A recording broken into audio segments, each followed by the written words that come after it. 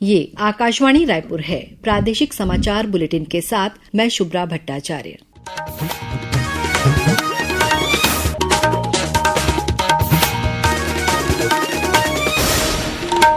और पेश है आज के मुख्य समाचार। राज्य मंत्रिपरिषद ने प्रदेश में होने वाले पंचायत और निकाय चुनाव में अन्य पिछड़ा वर्ग कल्याण आयोग की सिफारिशों के अनुसार आरक्षण प्रदान करने का निर्णय लिया है। प्रदेश में मुख्यमंत्री तीर्थ दर्शन योजना शुरू की जाएगी। प्रधानमंत्री कल छत्तीसगढ़ की 2 परियोजनाओं सहित देश भर में 12,000 करोड़ रुपए से अधिक की विभिन्न स्वास्थ्य परियोजनाओं का उद्घाटन और शिलान्यास करेंगे। और छत्तीसगढ़ पुलिस में एसआई और प्लाटून कमांडर संवर्ग की भर्ती परीक्षा 2021 का परिणाम जारी।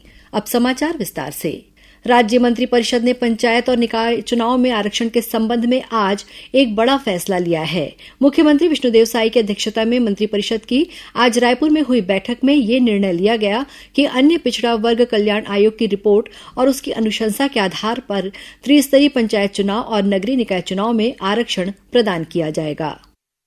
राज्य मंत्रिपरिषद ने निर्णय लिया है कि स्थानीय निकायों में आरक्षण को एक मुश्त सीमा 25% को शिथिल कर अन्य पिछड़ा वर्ग की जनसंख्या के अनुपात में 50% आरक्षण की अधिकतम सीमा तक आरक्षण प्रदान किया जाएगा। ऐसे निकाय जहां पर अनुसूचित जाति, अनुसूचित जनजाति का आरक्षण कुल मिलाकर 50% या उससे अधिक है, वहां अन्य पिछड़ा वर्ग का आरक्षण उस निकाय में 0 होगा। यदि अनुसूचित जाति, जनजाति का आरक्षण निकाय में 50% से कम है तो उस निकाय में अधिकतम 50% की सीमा तक अन्य पिछड़ा वर्ग का आरक्षण होगा, परंतु ये आरक्षण उस निकाय की अन्य पिछड़ा वर्ग के आबादी से अधिक नहीं होगा। निकाय के जिन पदों के आरक्षण राज्य स्तर से तय होंगे, जैसे जिला पंचायत अध्यक्ष, नगर निगम महापौर, नगर पालिका अध्यक्ष इत्यादि, उन पदों के लिए ऐसे निकायों की कुल जनसंख्या के आधार पर उपरोक्त सिद्धांत का पालन करते हुए आरक्षित पदों की संख्या तय की जाएगी। समाचार डेस्क, आकाशवाणी रायपुर।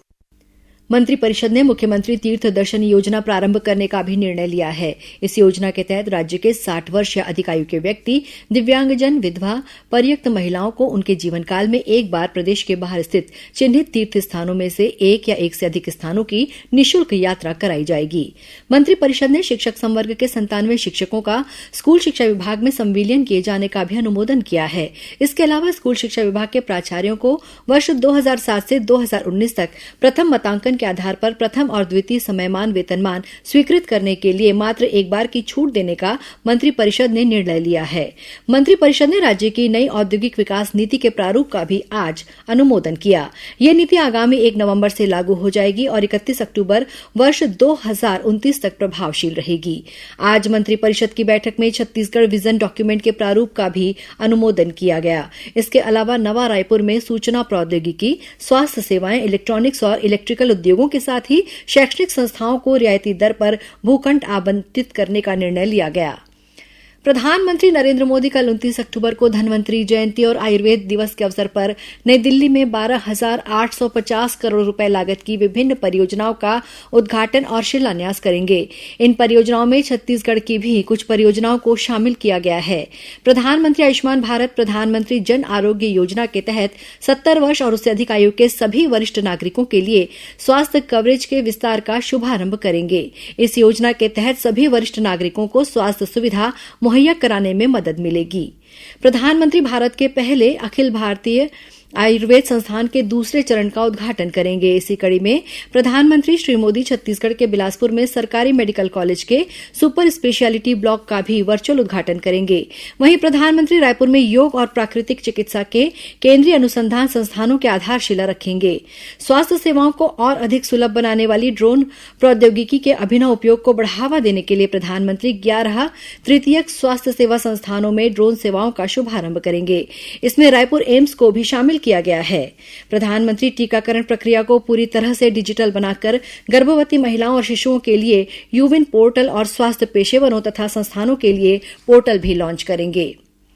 प्रधानमंत्री नरेंद्र मोदी कल वीडियो कॉन्फ्रेंस के जरिए नवनियुक्त युवाओं को 51,000 से अधिक नियुक्ति पत्र वितरित करेंगे।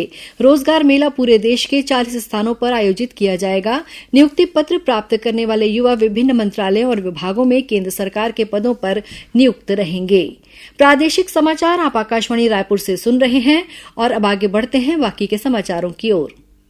छत्तीसगढ़ पुलिस में एसआई और प्लाटून कमांडर संवर्ग की भर्ती परीक्षा 2021 का परिणाम जारी कर दिया गया है। एसआई भर्ती का परिणाम छत्तीसगढ़ पुलिस की वेबसाइट पर अपलोड कर दिया गया है। चयन प्रक्रिया के तहत कुल विज्ञापित 975 रिक्त पदों के लिए कुल 959 उम्मीदवारों का चयन किया गया है। गौरतलब है कि इस भर्ती की प्रक्रिया वर्ष 2018 में शुरू हुई थी। साक्षात्कार सहित भर्ती की सभी प्रक्रिया 2023 में पूरी हो चुकी थी, लेकिन इसका परिणाम जारी नहीं हो पाया था। दंतेवाड़ा जिला अस्पताल में मोतियाबिंद के ऑपरेशन के बाद करीब 14 लोगों को संक्रमण होने की जानकारी मिली है। गौरतलब है कि 18 और 22 अक्टूबर को 39 लोगों का मोतियाबिंद का ऑपरेशन किया गया था। इस मामले में राज्य सरकार ने जिला चिकित्सालय में मोतियाबिंद सर्जरी के लिए निर्धारित प्रोटोकॉल का पालन नहीं करने पर नेत्र सर्जन डॉक्टर गीता नेताम, नेत्र सहायक अधिकारी दीप्ति टोप्पो और स्टाफ नर्स ममता बैदे को निलंबित कर दिया है। दंतेवाड़ा जिला अस्पताल में मोतियाबिंद के ऑपरेशन के बाद संक्रमण की वजह से अब तक 14 मरीजों को रायपुर उपचार के लिए रेफर करना पड़ा है। इस मामले में ऑपरेशन के दौरान लापरवाही पर जांच के लिए राज्य शासन द्वारा गठित टीम की आरंभिक सिफारिश पर नेत्र सर्जन सहित अस्पताल के 3 स्टाफ को निलंबित किया गया था। सोमवार मुख्य चिकित्सा एवं स्वास्थ्य अधिकारी दंतेवाड़ा ने अस्पताल के एक माइक्रोबायोलॉजिस्ट एवं अस्पताल के प्रबंधक की सेवा समाप्त करने के निर्देश दिए हैं। इस तरह इस मामले में अब तक कुल 5 लोगों पर कार्रवाई की जा चुकी है। इस बीच संक्रमण बढ़ने की वजह से सभी मरीजों का उपचार रायपुर मेकाहारा अस्पताल में जारी है। आकाशवाणी न्यूज के लिए दंतेवाड़ा से नरेश मिश्र। उपभोक्ता मामले, खाद्य और सार्वजनिक वितरण मंत्री प्रहलाद जोशी ने किसानों को आश्वासन दिया है कि सरकार चावल मिल मालिकों से सभी उपज खरीदने के लिए प्रतिबद्ध है। उन्होंने आज नई दिल्ली में भारतीय खाद्य निगम शिकायत निवारण प्रणाली के उद्घाटन के दौरान ये बात कही। उन्होंने कहा कि पंजीकरण से लेकर समाधान खोजने तक का पूरा निवारण ऑनलाइन होगा।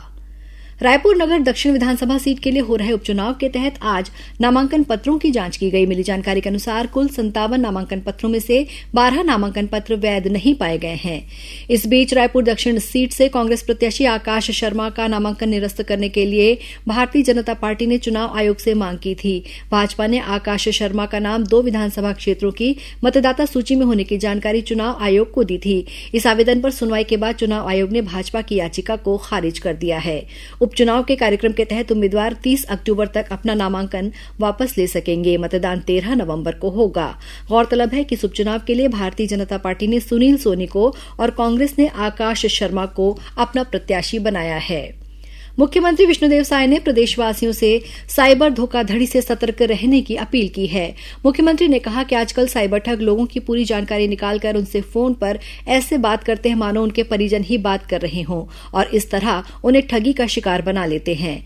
मुख्यमंत्री ने प्रदेशवासियों को आश्वासन दिया कि सरकार साइबर सुरक्षा को लेकर हर संभव कदम उठा रही है और लोगों को ठगी से बचाने के लिए जागरूकता अभियान भी चलाए जा रहे हैं। उन्होंने सभी से आग्रह किया कि किसी भी संदेहास्पद कॉल या संदेश का जवाब देने से पहले सावधान हो जाएं और अपनी व्यक्तिगत जानकारी साझा न करें। सूरजपुर जिले में प्रधान आरक्षक की पत्नी और बेटी की हत्या के मुख्य आरोपी कुलदीप साहू के कथित अवैध मकान पर प्रशासन ने बुलडोजर चलाकर ढहा दिया है। तोड़फोड़ की कार्रवाई के दौरान सुरक्षा की दृष्टि से बड़ी संख्या में जिला प्रशासन और पुलिस की टीम मौके पर मौजूद थी। 13 दिन पहले नगरपालिका ने उसके घर पर नोटिस चस्पा गया था। आज जो कार्रवाई की गई है उसमें 150 डिसमिल जमीन पर बना अवैध आवासीय भवन और अहाता शामिल है। और अब कुछ समाचार संक्षेप में। वित्त मंत्री ओपी चौधरी की उपस्थिति में रायगढ़ में नालंदा परिसर के निर्माण के लिए रायगढ़ नगर निगम और एनटीपीसी के बीच समझौते पर हस्ताक्षर किया गया है। और छत्तीसगढ़ पर्यावरण संरक्षण मंडल के जनसंपर्क अधिकारी अमर प्रकाश सावंत को प्रशासनिक कारणों से तत्काल प्रभाव से निलंबित कर दिया गया है। अंत में मुख्य समाचार एक बार फिर। राज्य मंत्री परिषद ने प्रदेश में होने वाले पंचायत और निकाय चुनाव में अन्य पिछड़ा वर्ग कल्याण आयोग की सिफारिशों के अनुसार आरक्षण प्रदान करने का निर्णय लिया है। प्रदेश में मुख्यमंत्री तीर्थ दर्शन योजना शुरू की जाएगी। प्रधानमंत्री कल छत्तीसगढ़ की 2 परियोजनाओं सहित देशभर में 12,000 करोड़ रुपए से अधिक की विभिन्न स्वास्थ्य परियोजनाओं का उद्घाटन और शिलान्यास करेंगे। और छत्तीसगढ़ पुलिस में एसआई और प्लाटून कमांडर संवर्ग की भर्ती परीक्षा 2021 का परिणाम जारी। इसी के साथ प्रादेशिक समाचार बुलेटिन समाप्त हुआ। नमस्कार।